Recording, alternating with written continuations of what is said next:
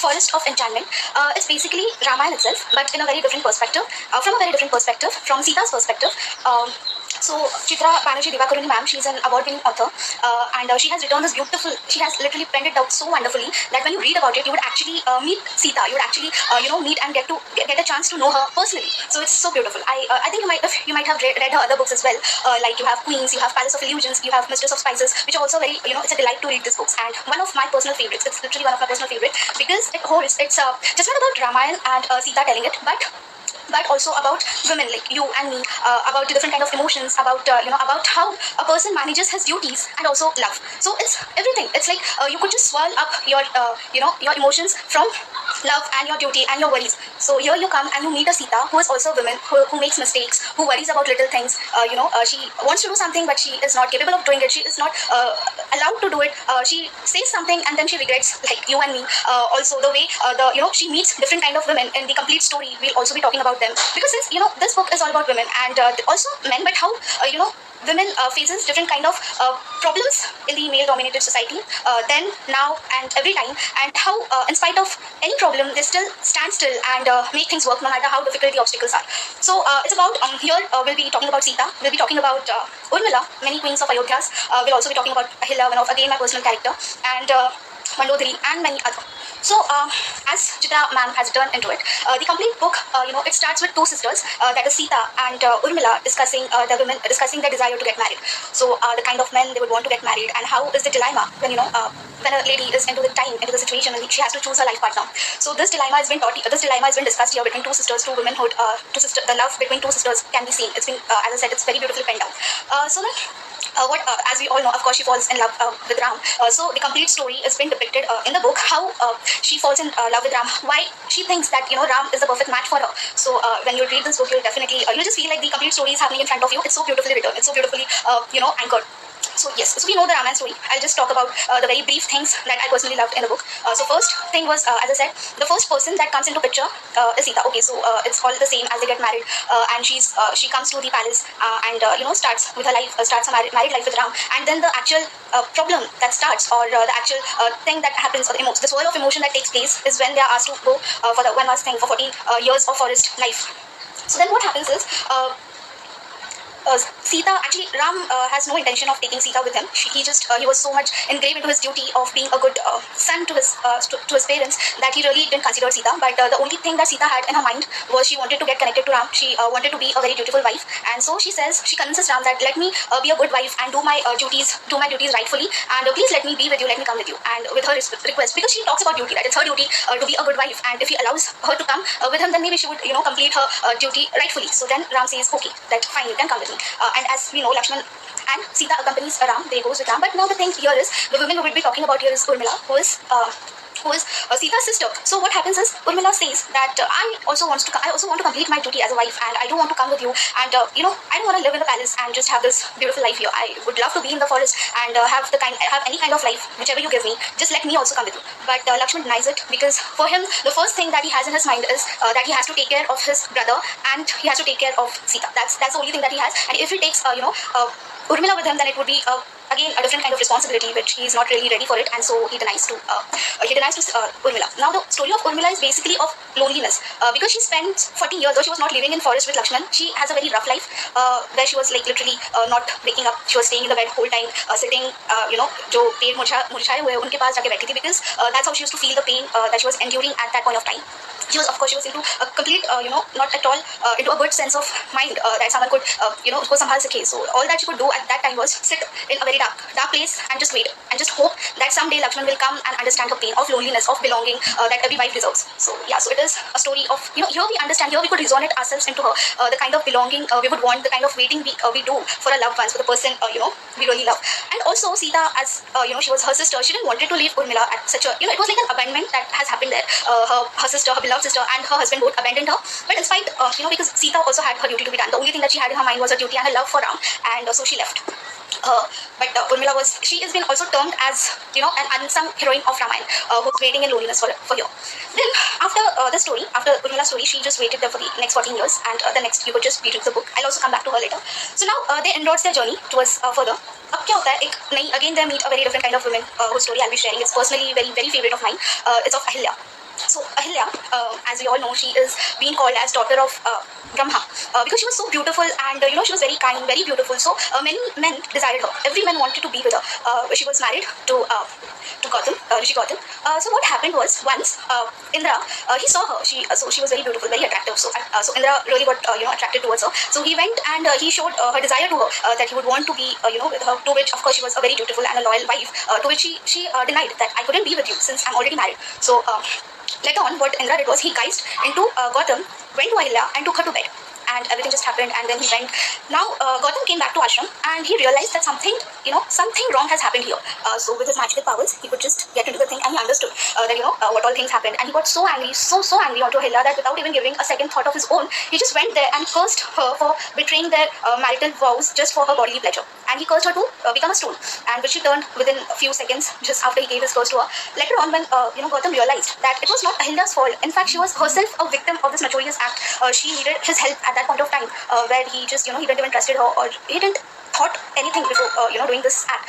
So now Gautam had nothing else, but he just gave her a promise that a pure soul will come and he'll touch her and she'll be restored back to life. So that was the thing that Gautama did, and the person who was going to touch her and restore her to life was Ram. So while going to the forest, they all journeyed to the forest. They went to Gautam Rishi's ashram to restore Ahilya back to life. So when they got there, he touched her, she came back, her life was restored. Now Sita, the thing that was going on into Sita's mind was how is this so so this is not right. She was very disappointed because how could someone forgive? How Ahilya forgave Gautam for him not trusting her and for thinking so worst about her as soon as he saw her and he just cursed her. That shouldn't be the thing. You should at least talk. You should ask. You should trust, and you should believe into each other. You need to have that trust within each other. So again, but Sita really didn't got any answer when she asked to Ram. Ram was like, he is a rishi and I really cannot talk anything about him. Whatever he did, he has his own reasons. And Ahilya, when she asked that why you forgiven him, what was the reason of forgiving him? So Ahilya said, it's just love. Love takes you to so many forms. You just forgive person you love, and that's what she was trying to understand. That maybe love takes you to places. It makes you do things you thought you would never do. You thought you would never forgive, but that's how powerful it was. That's how difficult it gets at times. So this was one of the story you would encounter when you read the book. Later on, the last and very famous. It's a little interesting. I mean, you all might know about Shurpanakha, right? So it's her story. So Shurpanakha, she's been also termed as the very ill spirit person or ill woman. But when you read this book, you might get into a perspective of thinking that might be there are reasons for people to act in a certain way. We should not judge it so easily. Here in this book, in Forest of Enchantments, especially, you understand that some characters have been so misunderstood as well. Definitely, I'm not justifying what Shurpanakha did was right, or the way she behaved was anyways right. But the things which take you for that particular act should also be considered. So what happened at that point of time was Shurpanakha just saw Ram and she really liked him. So she just went to him and she asked that she would want to be with him. She'll just make him very happy to be with her. So she was trying very hard that I could do magic, I could fly, and I have this kingdom and this and that, everything possible that she could do so that she could convince him to be with her. But Ram said that he is already married because Sita was standing there. He said that he was already married, and also he has taken a vow that he would not get he would not have any other mate except Sita. So what Ram said ahead was, you could just go and you could talk to Lakshman. Might be that you might like him. He's also my brother, so you might also like him. So she goes to Lakshman. Lakshman was also standing there. Now this was something, a very fun moment and a playful moment that Ram and Lakshman were trying to do with Shurpanakha. It was not some serious, but we all know how serious it got later on. So Lakshman said that, lady, I am servant of my brother. So do you want to be with a servant? So Shurpanakha was just thinking what was happening. Although it was a moment of those brothers that they were just having a playful moment. So Sita from behind, she said to Shurpanakha that, see, maintain your dignity and don't do these things. It won't work. So just a woman supporting a woman. She just tried to be as good as she can to Shurpanakha. But what Shurpanakha did was, instead of taking it in a good manner, she just said that it's all because of Sita. If Sita wouldn't have been there, I would have had Ram. So I'm not having Ram because Sita is in between. So it just so Ram got very angry, and he said to Lakshman, just handle it. And what Lakshman did was, he just picked up the arrow and he just threw the bow which chopped off Shurpanakha's nose. So because of that, what happened is, rest is history. What all happened? Ravan came and he just kidnapped Sita. We all know that the complete story. Also, when he was, when Sita went to Ravan's place. Now, this is also very disturbing time for Sita. Ever since she always tried to be very a gentle human being, to be very strong, courageous at every time. Very furious, all the time. She wanted to give her best. But now, what happened after kidnapping her? When she went to Ravan's place, there also, instead of being, डरने की जगह, she was not much scared.